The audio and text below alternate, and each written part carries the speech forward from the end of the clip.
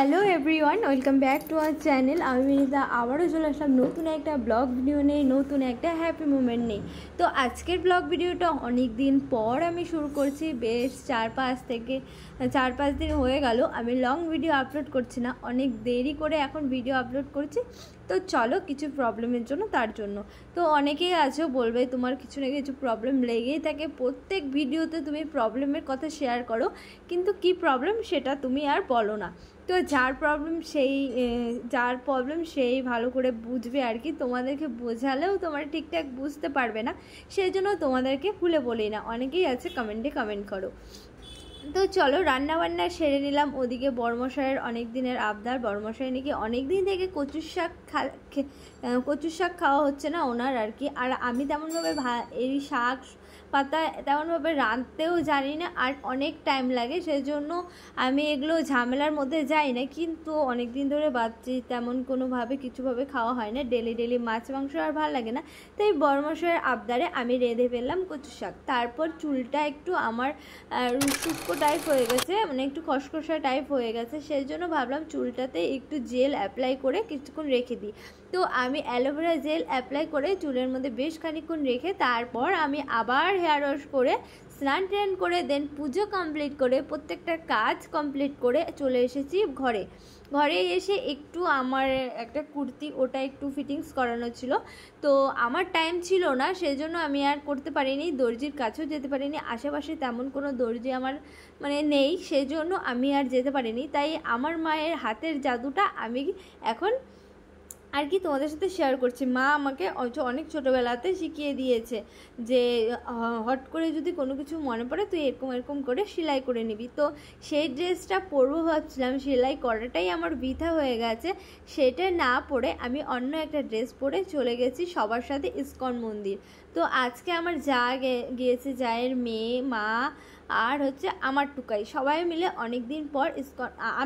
আমি এর আগের ভিডিওতেও তোমরা দেখেছো আর কি, সরি মিস্টেক হয়ে গেছে, এর আগের ভিডিওতেও তোমরা দেখেছো আমি ইস্কনে ঘুরে এসেছি। বাট ওরা যেহেতু চেনে না তার জন্য আমাকে নিয়ে যাচ্ছে। আমিও তেমনটা ছোটো আর লোকেশন রয়েছে, তো লোকেশন ট্যাগ করে চলে যাই আর কি। তো চলো, আমরা এমন টাইমে বেরিয়েছি, এত বৃষ্টি, এই দিকটা বৃষ্টি নেই, বাট আমরা যেতে যেতে পুরো ভিজে গেছি, এত পরিমাণে বৃষ্টি হচ্ছে। তো চলো, ওখানে গিয়ে আবার কথা হচ্ছে। 2000 years later. তো এর আগে তো আমি পুরো মন্দিরটা, এমনকি প্রত্যেকটা ঠাকুর তোমাদেরকে ঘুরে ঘুরে শেয়ার করেছি, কিন্তু কিছু ঠাকুর ছাড়া পড়ে গিয়েছিল, সেটা তোমাদের আর ক্যামেরা বন্দি করতে পারিনি। সেজন্য ভাবলাম যেহেতু আজকে এসেছি, যেগুলো জায়গা আগে তোমাদেরকে দেখিয়েছি সেগুলো আর কিছুই দেখাবো না। আজকে একটু অন্য টাইপস কিছু দেখাবো, যে আশেপাশে কিছু ঠাকুর রয়েছে, কারণ এক জায়গায় একই ক্লিপস ভাল লাগে না বারে বারে, তোমরাও দেখতে পছন্দ করবে না আর কি।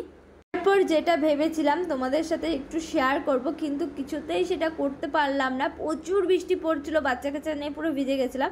তারপরে একটু ঢুকেছিলাম মার্কেটে ঢুকে জায়ের মা রয়েছে, সে কিছু শপিং করবে, সেই জন্য উনি এসেছে আলিপুর দুয়ার থেকে। উনি আমার সম্বন্ধে মাসি হবে আর কি। The next day. আমার সাথে একটা ঘটনা ঘটে যাওয়ার জন্য আমি আর তোমাদেরকে সেই দিন আর কোনো ক্লিপস আমি শেয়ার করতে পারিনি। এমনকি রাত হয়ে গেছিলো, 8টা বেজে গেছিলো, এসে তারপর একটা ঝামেলা হয়ে গেছিলো, সেখানে আমাকে তাড়াতাড়ি চলে যেতে হয়েছিল। সেজন্য আর কিছু শেয়ার না করে পরের নেক্সট পার্টে তোমাদেরকে নেক্সট দিনের কিছু ক্লিপস শেয়ার করছি। তো সকালবেলা উঠেই আমার যেটা সর্বপ্রথম কাজ থাকে বিছানা গোছানো, এমনকি বাসি কাজ কমপ্লিট করা, সেটা সব হাউসওয়াইফদেরই থাকে আর কি। তো টুকটাক সেটাই আমি গুছিয়ে নিচ্ছি। কিন্তু দেখো, সিমি এখন এতটাই আদরের হয়ে গেছে যে ওকে বিছানা ছাড়া ও নামতেই চায় না। আমি ঠেলে নামিয়ে দিচ্ছি, তবুও ওপরেই উঠে যাচ্ছে। ও আমাকে বিছানা করতেও দিবে না, আর যখন টুকাই থাকে ও নামতেও চায় না। এখন এমন অলস হয়ে গেছে, আর একটু এখন শান্ত হয়ে গেছে। আগে প্রচুর দুরন্ত ছিল, বাট এখন শান্ত হয়ে গেছে। তো চলো, সিমির কথা শুনতে হলে নেক্সট ভিডিওতে তোমরা কমেন্ট করো, ওর সব ডিটেলস আমি বলে দেবো আর কি। তারপর সব বিছানা গুছগাছ করা হয়ে গেছে, আর আর কদিন থেকে লাগাতার বৃষ্টি হয়ে যাচ্ছে। আর টুকাইয়ের শরীরটা যেহেতু খারাপ, সেই জন্য টুকাইকে আমি কয়েকদিন ছুটিতে রেখেছি।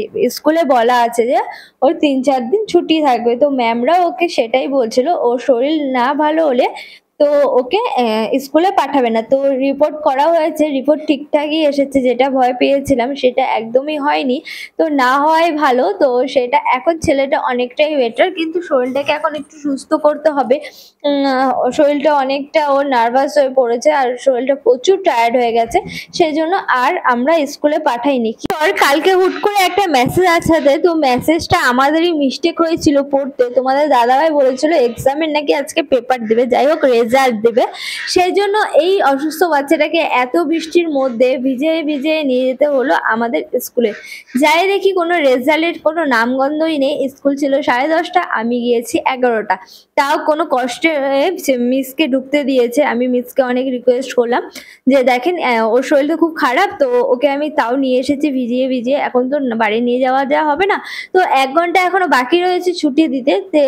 তো ম্যাম আমাকে বললো তাহলে আপনি বাইরে দাঁড়ান, আর আমি ওকে ক্লাস করে তারপরে ছুটি দিচ্ছি।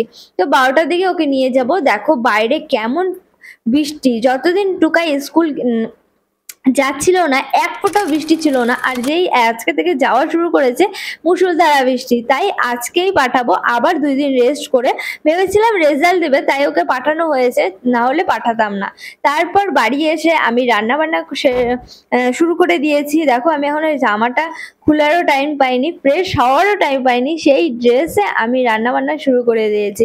দাদাভাই আসবে খেতে তোমাদের, তো চলো রান্নাটাকে কমপ্লিট করে দেন আবার দেখা হচ্ছে।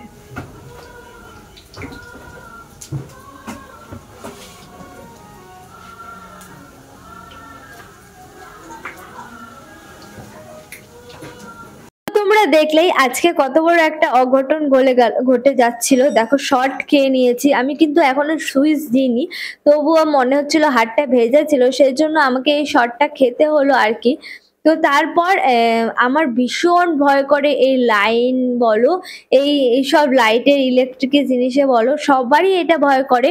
দেখো আমি সুইচ না দেওয়া পরেও এখানে আর্থিং মারলো আর কি, প্রচুর হাতটা ব্যথা করছিল। আর যাই হোক, যতই যা হয়ে যাক, আমাদের মেয়েদের কাজ কমপ্লিট না করলে শ্বশুর বাড়ি থেকে অনেক কিছু শুনতে হয়। সারাদিন কি করো, কতটুকু কাজ আছে এই সংসারে, কিছুই কাজ নেই তেমন। কিন্তু আমরা যদি একদিন ঘরের বাইরে থাকি তাহলেই তারা বুঝতে পারবে সারাদিন আমরা কি কাজ করি আর নাই করি। মুখ দিয়ে বলাটা অনেকটাই সহজ, কিন্তু করাটা অনেকটাই কঠিন। চলো গল্প করতে করতে মশলাটা আমার হয়ে গেছে, চলো এবার রান্না বসিয়ে দিই। আজকে আমি এখন রান্না করছি হচ্ছে মাটন। সেটাকে আমি সকালেই ভালো করে সবকিছু করে টোরে ধুয়ে গিয়েছিলাম আর কি। ভাতটা সকালেই করেছিলাম, এখন মাটনটা করব, যেহেতু অনেকটাই বেলা হয়ে গেছে, এখন 1:30 বাজতে চললো। তো তোমাদের দাদাভাইও আসবে খেতে, আর টুকাইকেও খেতে দিতে হবে, ও স্নান করে ঘরে চলে গেল। তো রান্না কমপ্লিট করে দেন তারপর আমি রাতের বেলা আবার কিছু না কিছু করে নেব, কারণ এক তরকারিতে ভাত খেতে আমাদের বাঙালিদের মতো লোকের পেটে যায় না আর কি। 14 পদের তরকারি না হলে কি আর খাওয়া হয়? তো কাদের বাড়িতে এমন হয় তো আমাকে অবশ্যই কমেন্টে জানাও। আমরা দুজন থাকি, তবুও আমাদের কিছু না কিছু মনে লেগেই থাকে আর কি, এটা চলবে না, এটা খাওয়া যাবে না, ওটা করা যাবে না, হ্যান ত্যান যাবতীয় যা। তো ঘরের বউ বলে কথা, একটু তো হলেও মানতে হবে আর কি।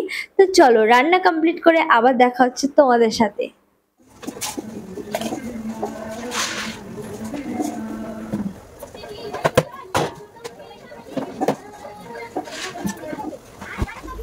জানি না ব্লগটা কতদূর কি হলো, কেমন করতে পেরেছি। তো আমি একদমই ব্লগটা কাল শুরু করেছি, তো কিছু কালসের ক্লিপ রয়েছে আর আজকের কিছু ক্লিপস রয়েছে। আর প্রচুর কাজে ব্যস্ত থাকি, ওর জন্য ঠিক মতন ব্লগটা আপলোড করতে পারছি না। আর জানি না এই ব্লগটার আমি কিচ্ছু বুঝতে পারছি না, কারণ এই ব্লগটা কেমন যে হয়েছে সেটা আমি যখন এডিট করব তখন বুঝতে পারবো। তো আর বেশি বড় করছি না, কারণ এই ব্লগটা দেওয়ার একদমই মন নেই, কিন্তু গ্যাপ হয়ে যাচ্ছে অনেকটা দিন, তাই জন্য এই ব্লগটা আমি আপলোড করব।